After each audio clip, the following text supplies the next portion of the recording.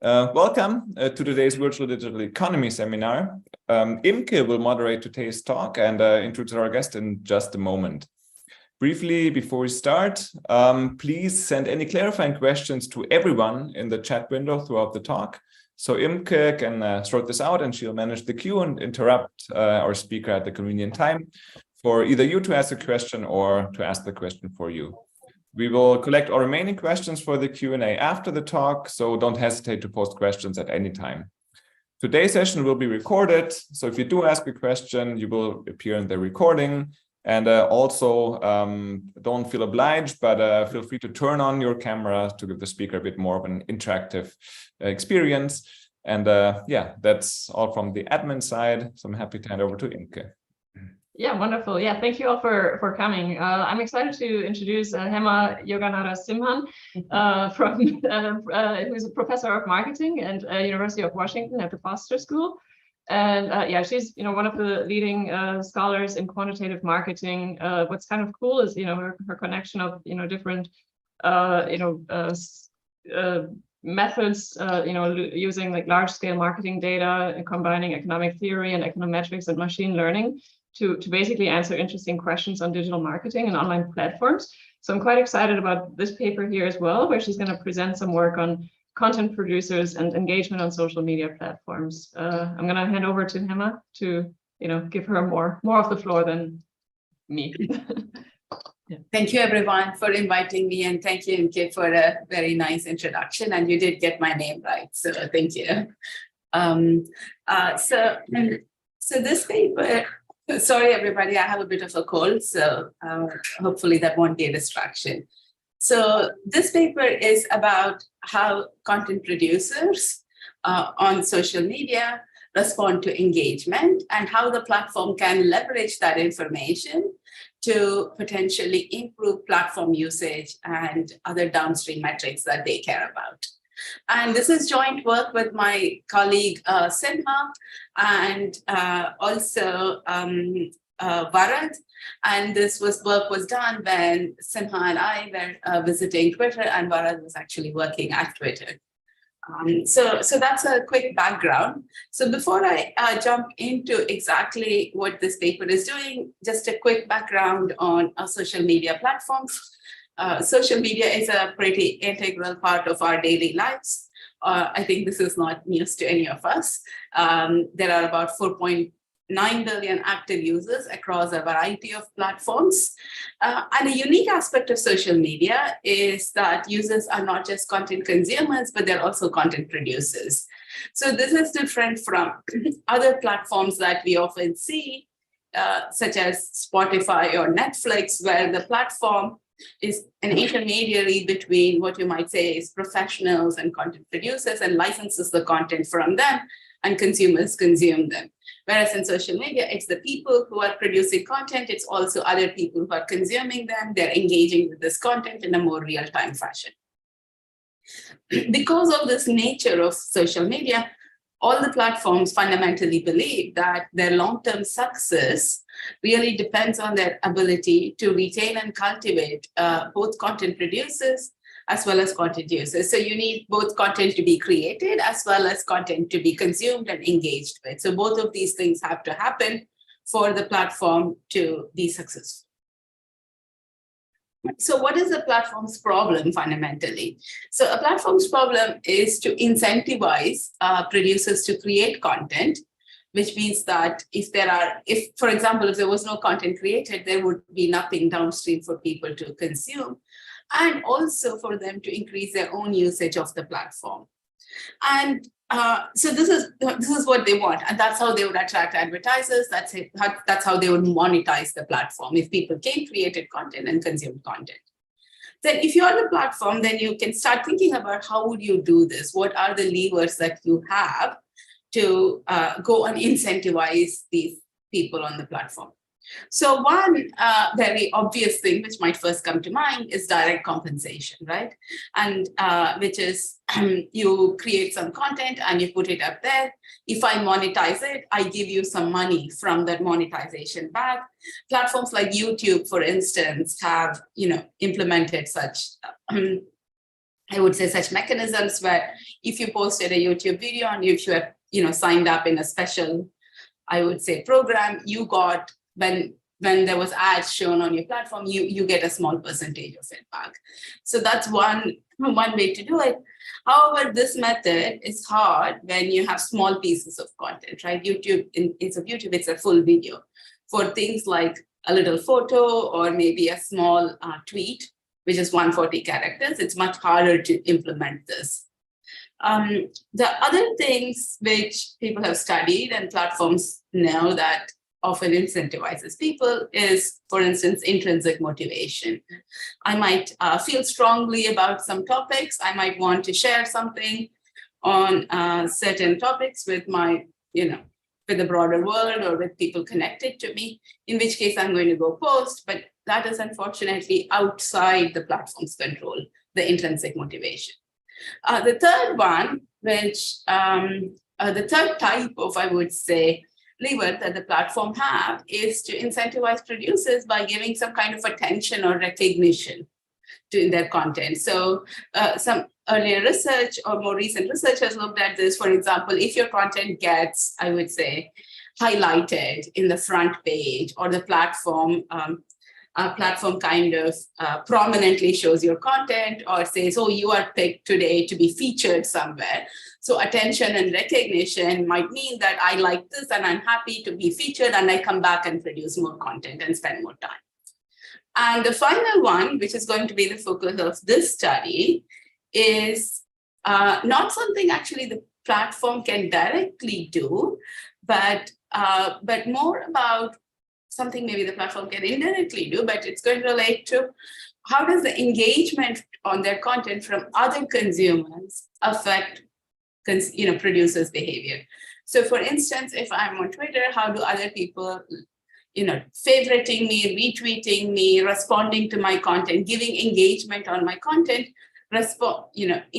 affect my likelihood of coming back, spending more time and creating more content. So that's going to be the focus of this study. So we're going to essentially in this paper look at, do content producers respond to increased engagement on social media platform, and if so, how? And we're also going to look at, is this response homogeneous or heterogeneous, in the sense that are most people similar in how they respond, and are they similar in how they respond on most metrics? So are, for example, users more or less responsive on, if I get engagement on my content, if people favorite me or retweet me, do I come back and spend more time? Do I do that more regularly?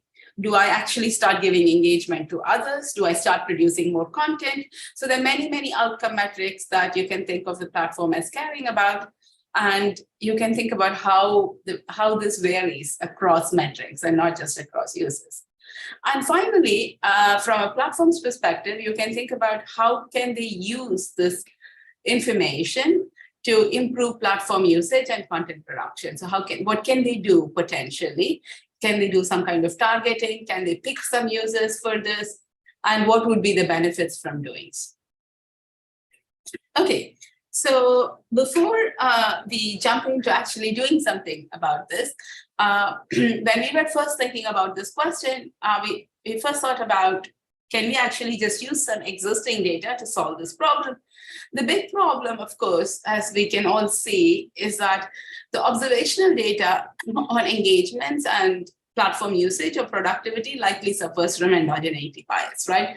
So people who are, for instance, very I would say people who receive a lot of engagements. Let's say I'm very popular. Let's say maybe a popular politician or a popular entertainer, right? Or a popular celebrity, which I'm not, but suppose I were. Then if I went to social media, I would maybe, because that is my job, I produce a lot of content. I spend a lot of time because, that's what they do. They promote their brand. I would also at the same time, because of my popularity, get a lot of engagement on my content. But that does not mean that this engagement that I'm getting is what is driving this productivity, right? So that's kind of the reason why you can't use, or it's very hard to use I would say, observational data, because there might be other factors which are driving engagement and productivity simultaneously, or rather, productivity could drive engagement rather than the other way around. So the next thing you can think of, which is a standard solution in these settings, is we can run an experiment where we randomize this treatment variable of interest, right? However, recall that what we are interested in is engagement from peers or engagement from others. So if you're on the platform and you want to run this experiment, you can't actually directly randomize engagements. So you can't say that here you are person A, you get 20 engagements from your peers, and here you're person B and you get 10 engagements from your peers, because these engagements, these favorites and retweets are given by consumers and not by the platform, right? So I can't really, as the platform, I can't directly, I would say, I cannot directly randomize this engagement. So that's one issue. So even if we design an experiment, they would have to design it carefully and do some things downstream to use that exogenous variation, because we can't use it directly. And finally, from a counterfactual policy design, even if we went and found that, okay, getting engagements actually makes people on average more likely to spend more time, produce more content, from the platform's perspective, it cannot give more engagements to all the consumers, right? Think about the consumers, the users who are consuming all this content, which might be other producers actually.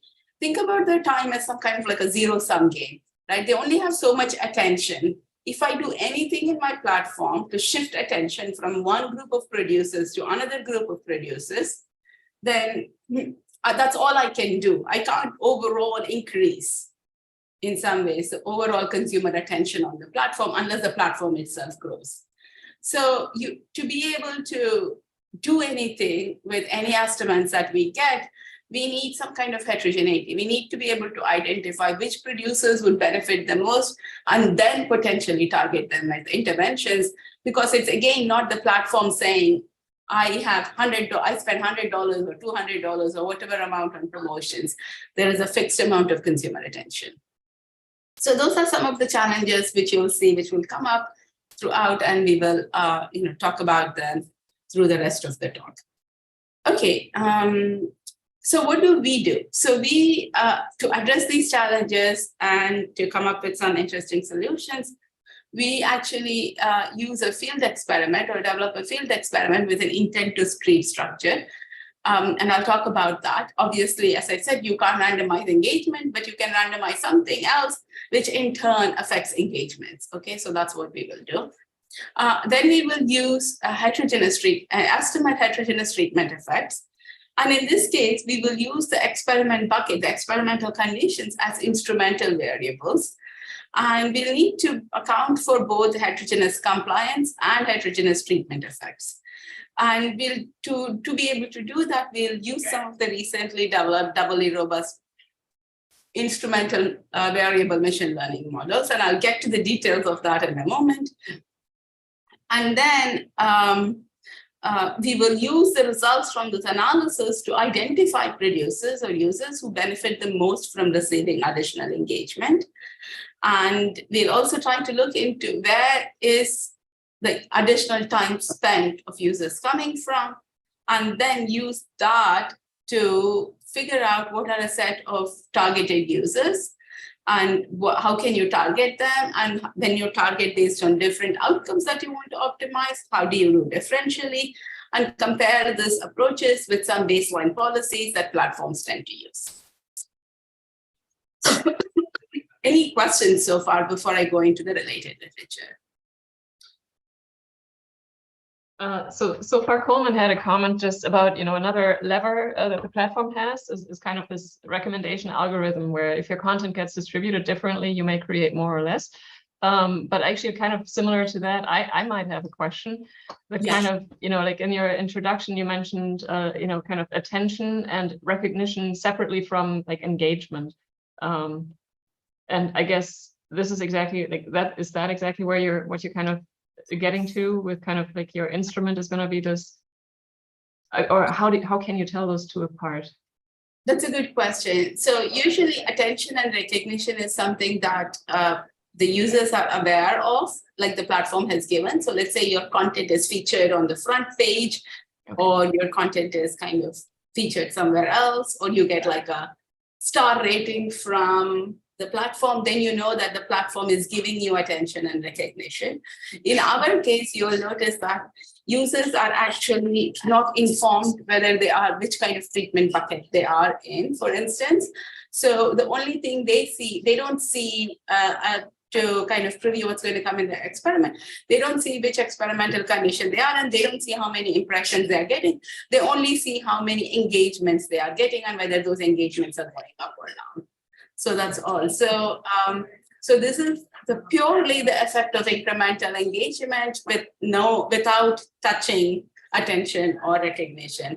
The other papers, for example, because they were featuring stuff, was a mix of both platform attention and recognition, and potentially some downstream extra engagement that they got. Okay, thank you. Yeah, I think that was my question essentially was, okay, so the attention is what you get from the platform. Engagement is more what you get from other users. Yeah, yes. Or recognition is also something you get from the platform. And that might lead to more engagement downstream. So usually those papers look at a mix of if the platform were to give you more attention, recognition, and other users saw that, and so on. So it's more of a platform level intervention. All right, thank you. Thanks. Yeah, sounds good. Okay, so so this is actually good because that's what we're talking about, related literature. So there is a broad literature on usage patterns and users' incentives on social media. People have looked at this through very many different lenses. For example, some early papers looked at what is the effect of having more or less ties on content creation. So if I were connected to a lot of people, does that somehow increase my motivation to create more content? And people have done that with observational data through some experiments. There is also, as we were, and Ken and I were just talking, there is effect on platform recognition and attention. Where if the platform were to give some kind of star rating, feature your content, and so on, what happens downstream?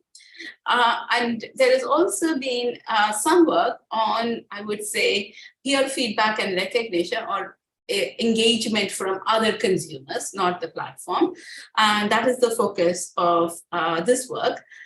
So some of the earlier papers, actually, couple of papers have found that there is no significant result. But then again, those papers had very, I would say, a small n, so not so many people. There is a more recent Eccles paper, et al. Paper, which actually found the positive average treatment effect. Okay, so there is, and that has, the n is much larger. So our paper contributes to this in a couple of ways. First, it speaks to this debate on whether giving consumer engagement actually has a positive effect on downstream user behavior or not. And importantly, it also considers heterogeneous treatment effects, in the sense that it tries to disentangle the heterogeneity in this. And you'll see that that is important when you're thinking about any downstream policy design. Because as I said earlier, the platform can't come and say everybody gets more engagement. It could, by changing the UI or something, but keeping other things fixed. There's only so much fixed consumer attention. It has to think about how it would shift that consumer attention. And more broadly, because we're talking about heterogeneous treatments and we would say more personalized interventions, there is a lot of literature, growing literature on this area. I didn't cite them. Ahmed actually wrote a recent summary paper, which cites all this work on this by a lot of great people, and which summarizes all that. So I would refer you to that. The one difference between all the papers there and here is that, again, in most of the settings, people, including me earlier, have looked at experiments where the platform is directly manipulating, I would say, the platform is directly manipulating the outcome, the treatment. Here, it's more of an intent to treat structure. And you will also see that, as we talked about earlier, we had heterogeneous compliance and heterogeneous treatment effect. So it adds to a couple of challenges which we'll address. Okay, so that was a little bit about the background for the problem and the related literature. Let me talk a little bit more about the setting and data. So the setting for the study is Twitter, which is one of the largest and probably well-known social media platforms. It had, at the time of the study, about 250 million daily active users. And their main monetization model was advertising-based, which means that you actually, what should I say, they made money mostly by using eyeballs, and when people came to the platform, they saw ads, and that was the main source of revenue. So the recommendation system, which was in place at the time of the study, was what I would say is consumer focused, which means that it did not take into account any utility or response from the producer. And what essentially the way it worked, and there's a brief summary of it, was that for any combination of consumer C and item I, so let's say you are a consumer and there are lots of potential tweets which can be shown to you. There is a real-time algorithm which computes what is score for each item user, okay? And this score function takes many things into account, the user features, the item features, maybe the content of the tweet. So it could be any number of things. Think about this as a standard supervised learning algorithm.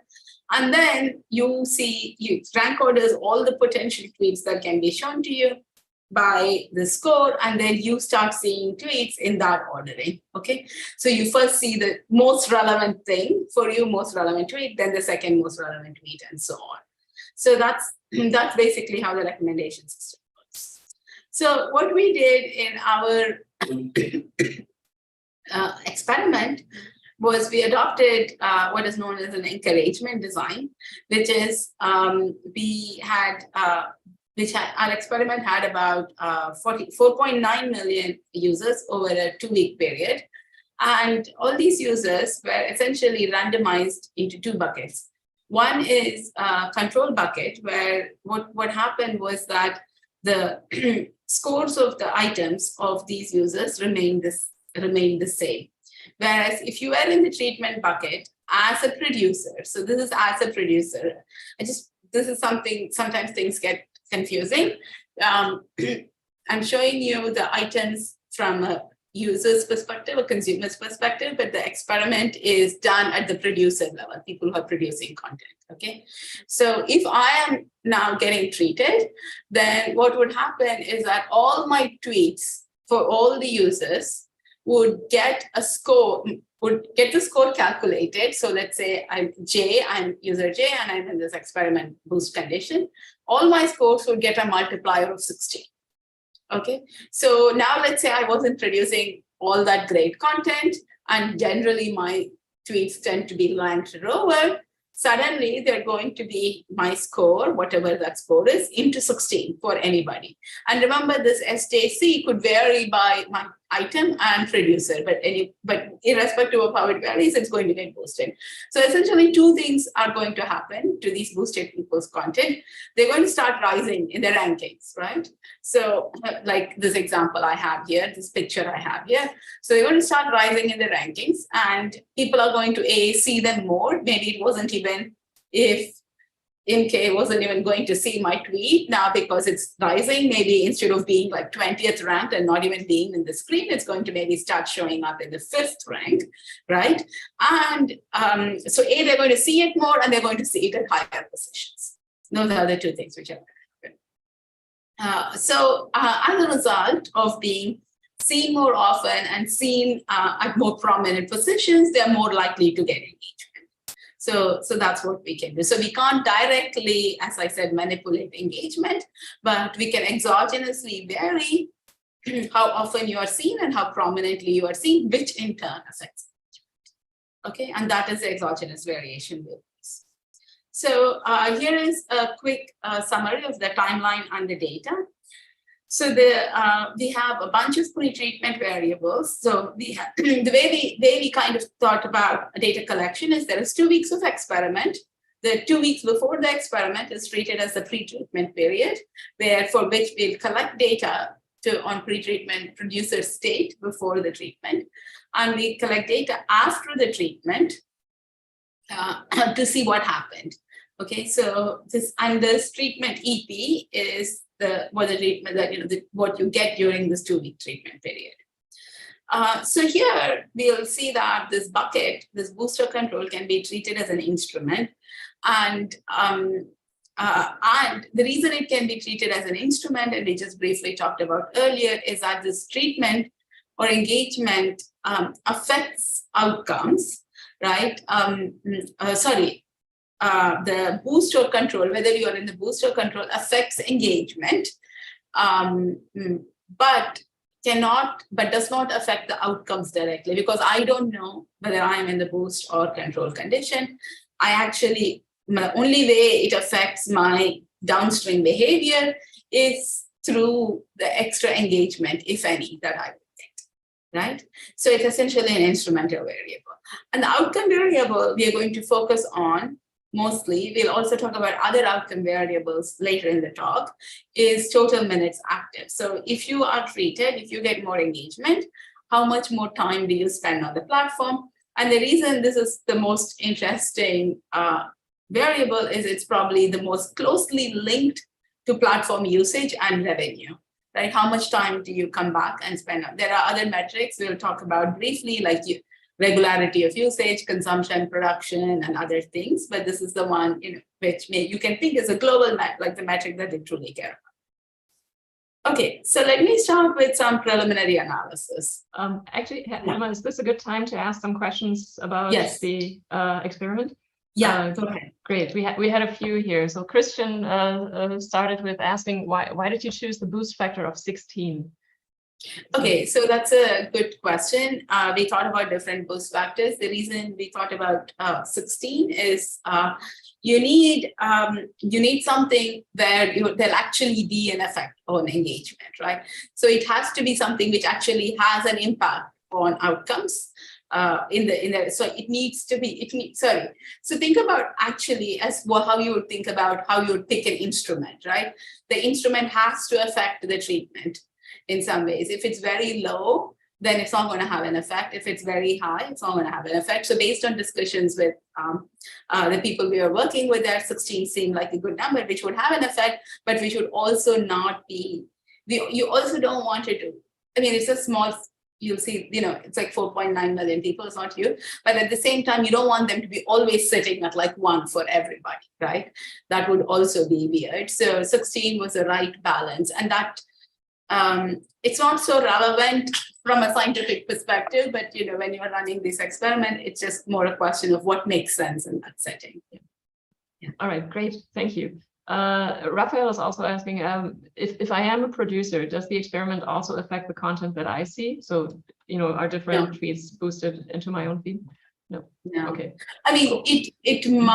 There is a small chance that somebody, I'll talk about that in a moment. So if there is a very, very tiny chance, because there are 250 million users, about 3 are boosted. There is a very, very tiny chance that one boosted producer is somebody you might be connected to, but not much.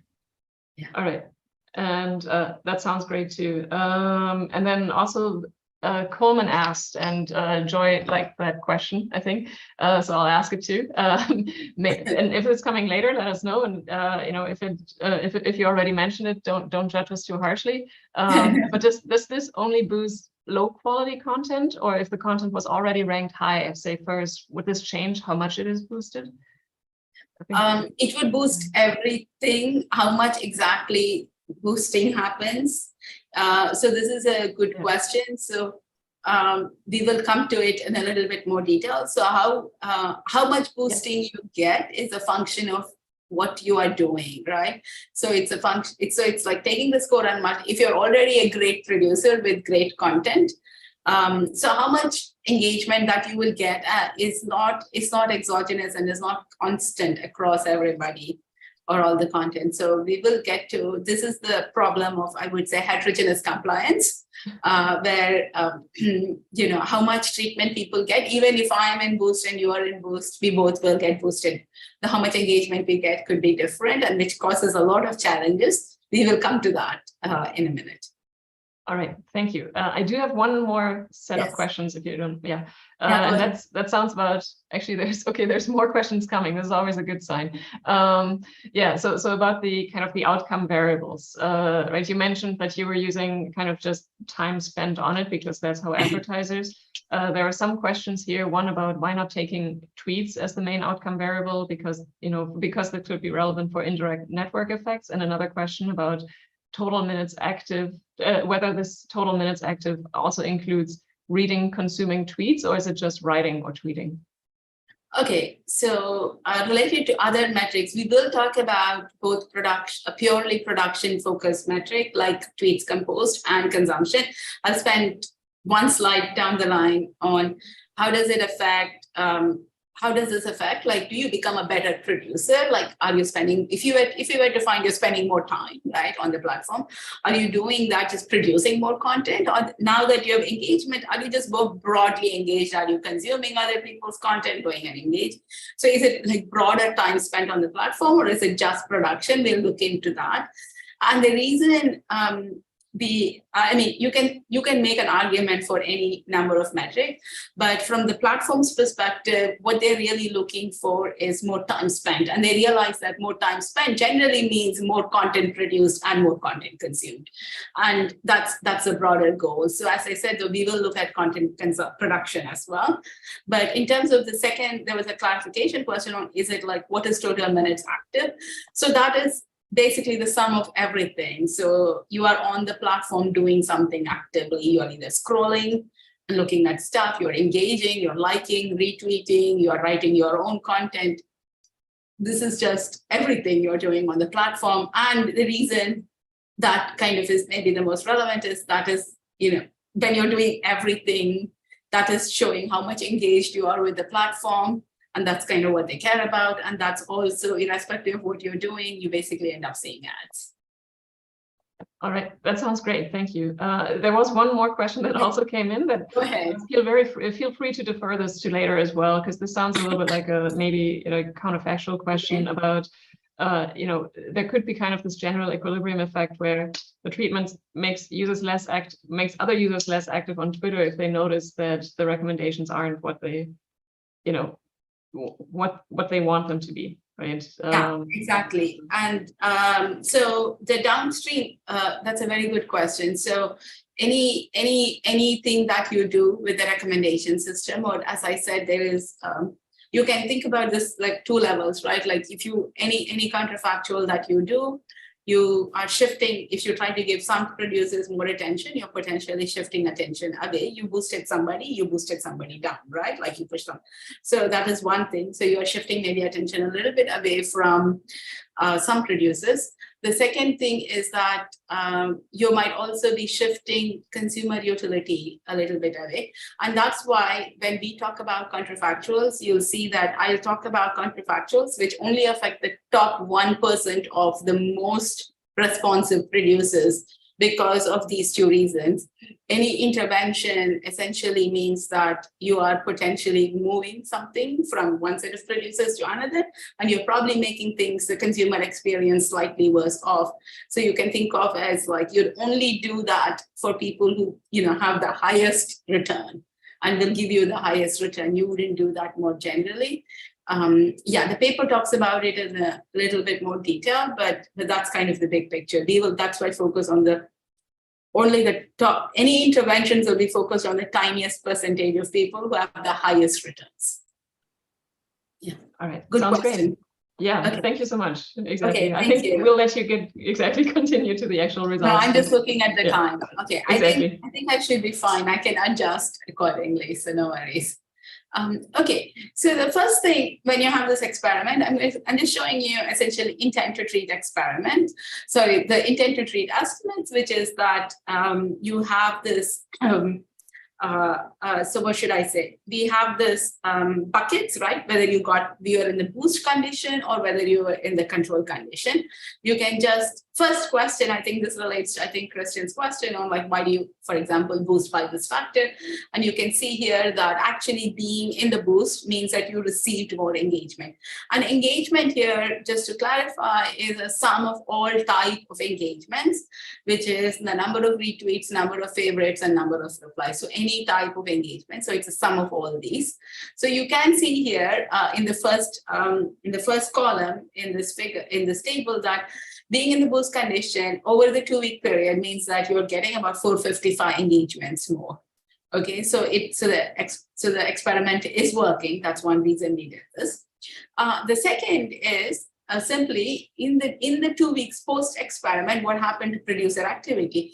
You see that there is a small positive effect on minutes spent on the platform, right? So this is a 1% increment in time spent. So that's good. So it means that at least from an ITT perspective, this is working. However, these ITT estimates are not very useful themselves for the simple reason that they lack counterfactual validity. So in general, there is a very nice paper by Hartog et al. From Facebook, which actually explains what are the problems with these type of experiments. The basic issue is that if I take this, I can't take this number 5.97, for example, as a counterfactually valid estimate, right? This was when a small percentage of random producers were boosted.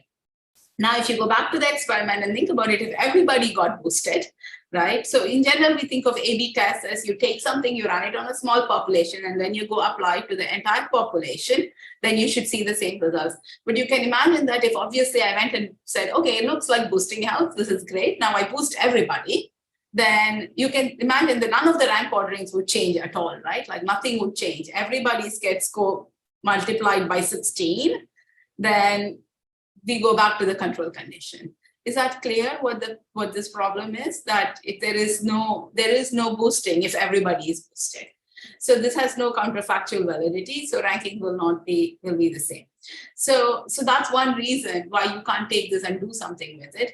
The second is that in general, as we talked about earlier, any changes you want to make to the recommendation system or promoting users or giving additional engagement, you want to know who is going to respond the most, right? You want to know who's going to respond the most. So the ITT estimates do not represent that, right? They represent some kind of mix of like when you are boosted in this specific way.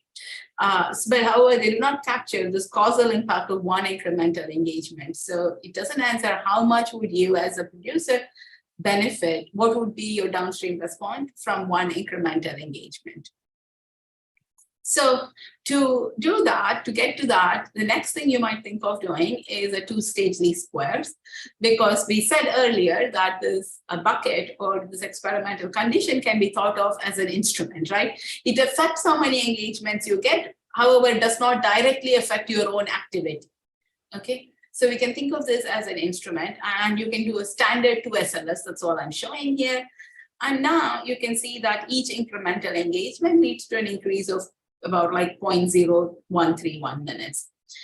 And these results, you can use other doubly robust or double ML kind of methods, but they're mostly the same, and they do not add any particular value since we have perfect randomization here.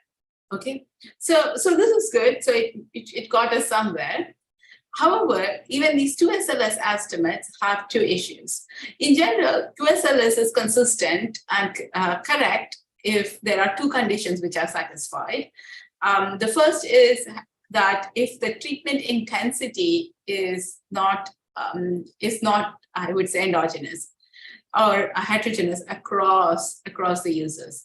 So as you can imagine, the treatment that you actually get, the number of engagements that you actually get is a function of both whether you're boosted or not, and your own content and your own other features about you, right? So you can imagine that people who are very active and create more content and create high quality items, have more followers, are going to get boosted, right? If I only created 1 tweet, I only got maybe like a little bit more engagement. And if somebody who has like 1 million followers went and created 20 tweets, then they will go and get a lot more engagement, right? So the amount of engagement that you get is actually it can vary with the user and not just with the. So this is if you have heterogeneous treatment intensity, then your 2SLS becomes invalid because it doesn't actually take that into account. You can see here in the first stage, we don't have any excess, right? So there is no, it's only a function of Z. Okay, the second thing, of course, is that the treatment effects themselves are likely to be heterogeneous. So you can imagine that for some people, getting a few extra engagements is going to act like a great boost, like you feel great, whereas for some others, it's not going to be such a big difference. And I have a simple example here. I gave this talk, I think about like a couple of months back at Michigan. And Justin Huang, who is a faculty there and also a big Twitter user and has also done a lot of work on social media himself, kindly allowed me to use his example to explain this phenomenon. So here is Obama, for example. He has, millions or whatever, 133 million followers. You can imagine that if you boosted him, he doesn't really spend so much time on the platform anyway. The marginal impact of one additional engagement on the amount of time he would spend on the platform is likely to be 0, right? So you give him a little more engagements, it's not like he's going to suddenly come spend all his time on Twitter. Whereas if you boost somebody like Justin, who doesn't have has a good amount of followers, certainly more than what I would have if I were to go there to Twitter, but not as much as Obama. But you can imagine that the positive, that there would be a much bigger impact of any marginal engagement on Justin's downstream behavior compared to Obama's. So this is, you can also imagine that boosting Obama, like we talked about earlier, will also lead to so much more differential increase in engagements for Obama versus Justin. So this kind of highlights to you both the heterogeneous treatment intensity as well as the heterogeneous treatment effects problem. To summarize, these 2SLS estimates are inconsistent if treatment intensity is heterogeneous and treatment effect is heterogeneous.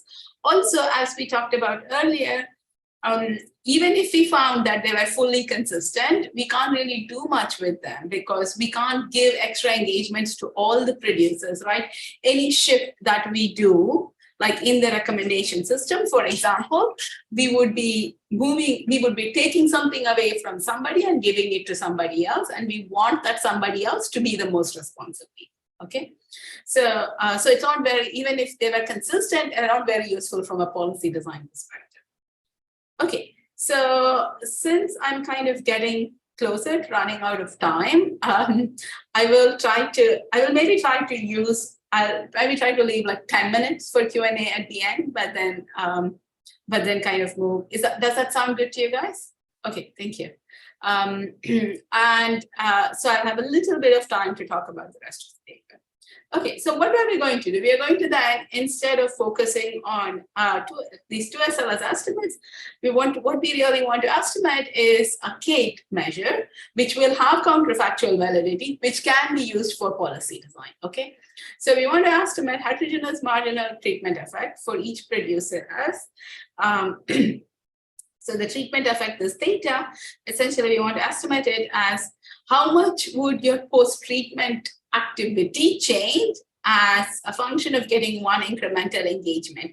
And E here is an incremental engagement, and X is essentially your pre-treatment, you can say your producer variables, like how many followers you have and so on.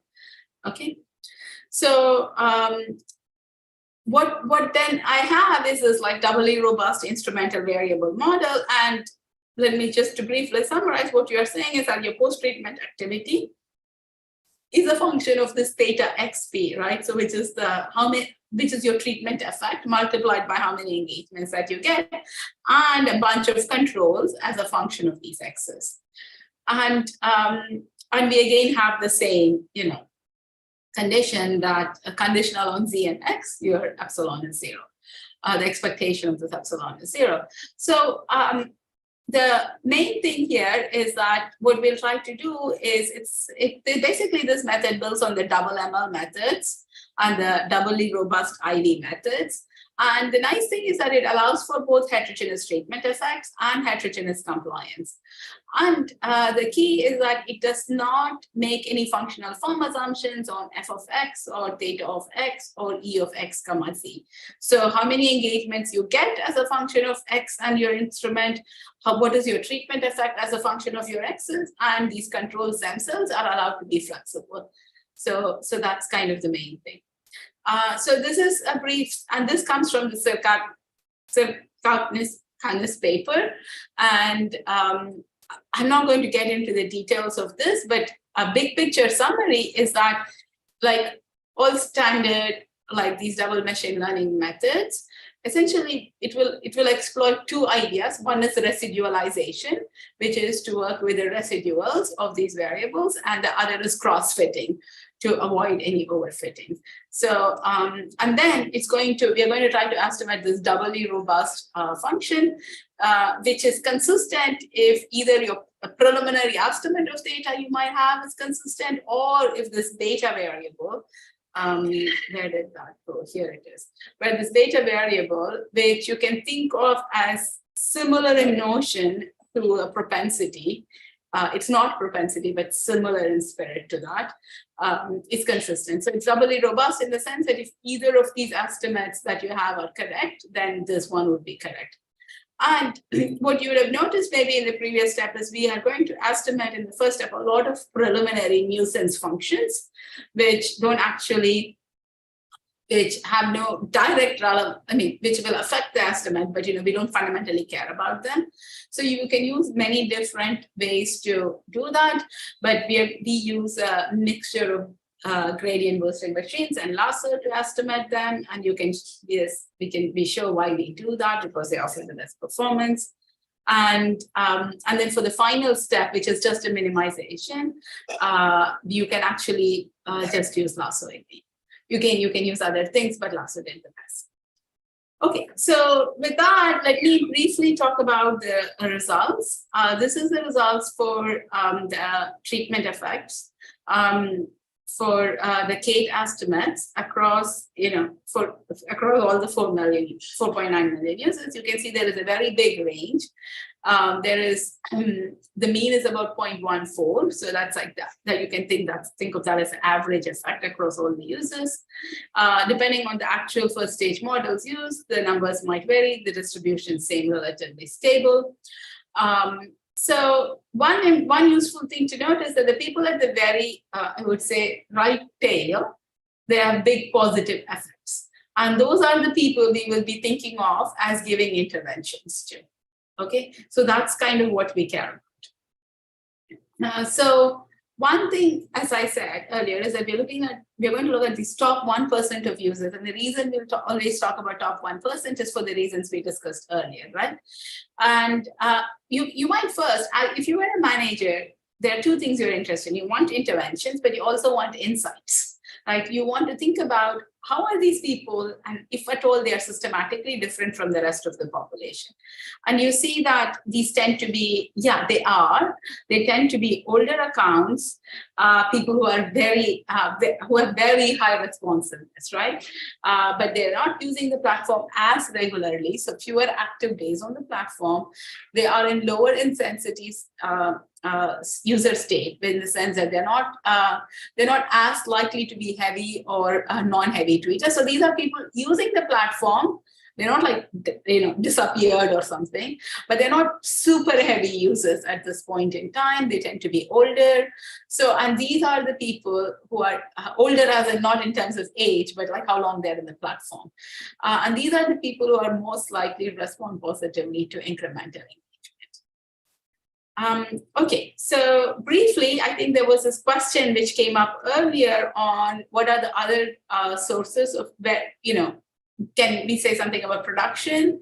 So you can ask this question, okay, we are seeing that people are spending more time on the platform. What are they doing in that time, right? Do these gains in the post-treatment activity come from increase in consumption of others' content or increase in content production? Are you actually spending more time creating content, or are you now, people liked your content, did that make you very happy? You just keep tweeting now? Or are you just like overall happy with the platform, going and interacting with others?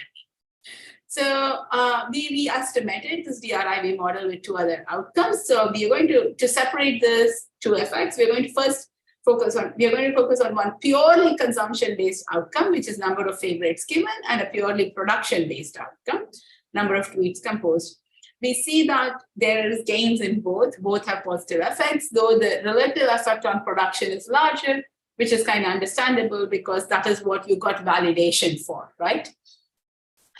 So the next thing you can ask is, how about, so the one interesting thing which came up as we were talking about this research with others is that people were like, okay, I got engagement, I spend more time, but if I gave more engagement to others in that time spent, and then they spend more time, right? Can you have this kind of like a virtuous cycle, right? Where you kind of like initialize more engagements for some people, but they keep giving downstream engagements and overall platform benefits.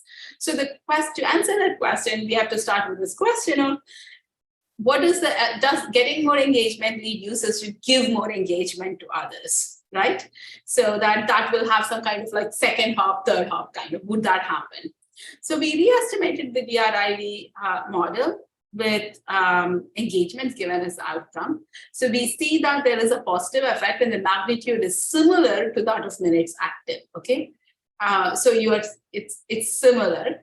However, what's really interesting is that the most responsive users are now different. So if you're a manager and you want to kind of, what you care about in your platform is that people are not engaging with each other, you want to go increase engagement in the platform, you would start focusing on very different set of people. These are like less active people with low levels or much lower levels of content production and engagement with others. So these are like, actually, we show a comparison between users in the top 1% of minutes active Kate and users in the top 1% of engagements given Kate, and they're very different, okay? So they're different, but yeah, they do actually give engagement. There is some positive spillover, and I will quantify that in the next in this next couple of slides. Okay, so far what we have shown is that, okay, there is heterogeneous response on how much time you spend on the platform and how much engagements you give.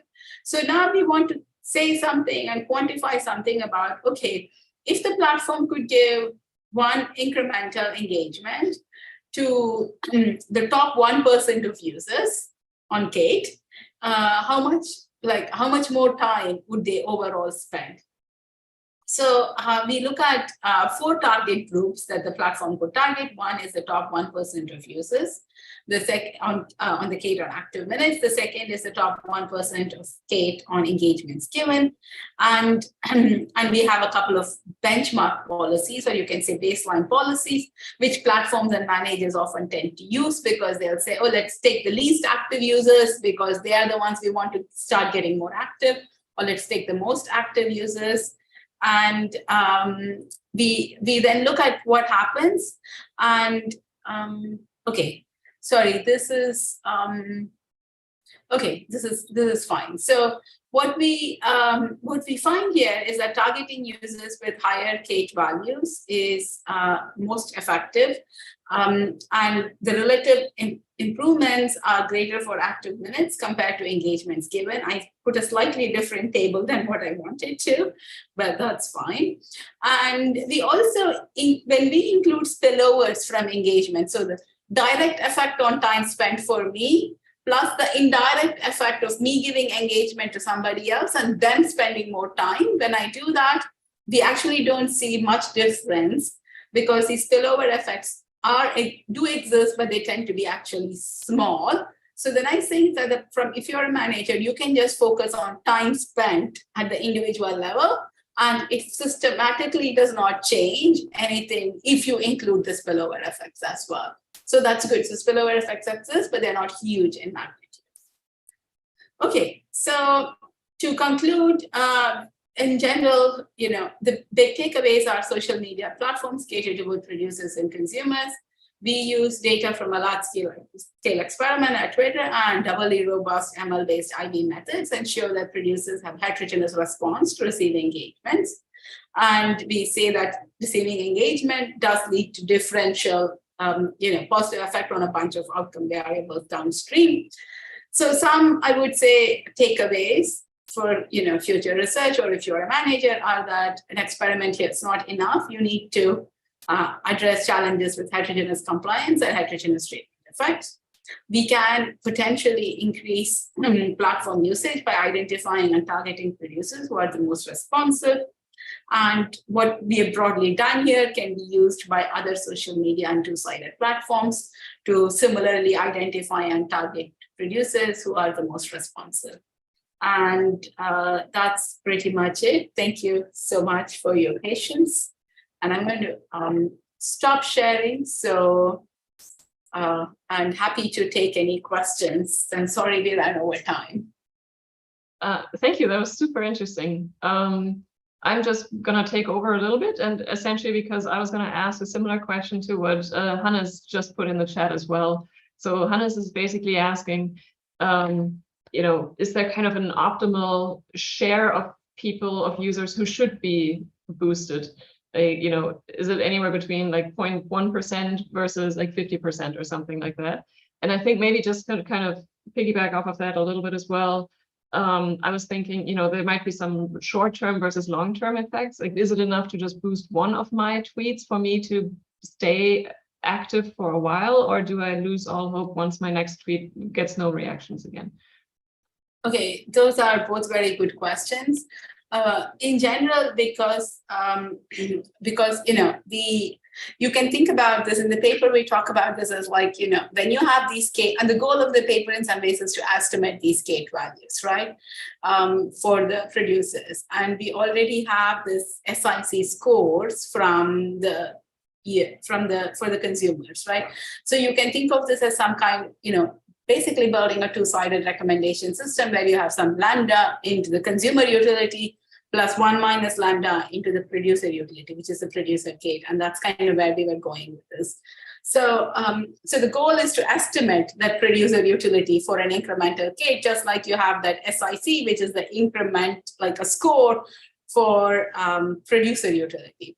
Once you have these, what the platform really, there is no right or wrong answer then. The platform really needs to decide in the long run perspective, what are the weights for these lambdas in some ways, right? How much do you value producer utility versus how much do you value consumer utility?